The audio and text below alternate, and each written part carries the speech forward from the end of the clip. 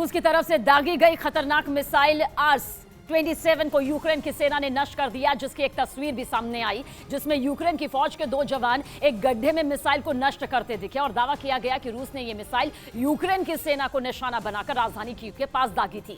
बताया गया कि अगर इतनी बड़ी मिसाइल फट जाती तो कई लोगों की जान जा सकती थी, लेकिन गनीमत यह रही कि मिसाइल में विस्फोट नहीं हुआ।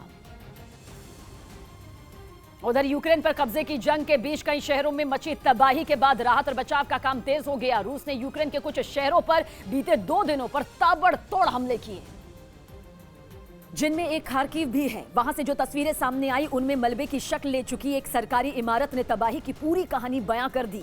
ऐसे में वहां राहत बचाव का काम शुरू किया गया, जिसके लिए खुदाई करने वाली एक मशीन की मदद ली गई।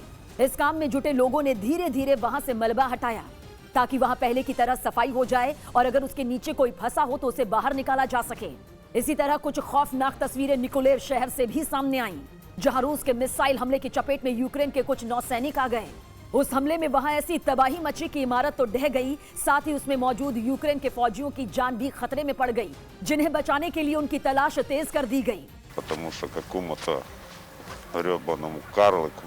कहीं मलबे से यूक्रेन के 9 सैनिकों के शव मिले तो कहीं उनसे जुड़े दस्तावेज, जिनकी मदद से यूक्रेन के उन सैनिकों की पहचान की गई। आशंका जताई गई कि रूस के इस मिसाइल हमले में यूक्रेन के 40 से ज्यादा सैनिक मारे गए।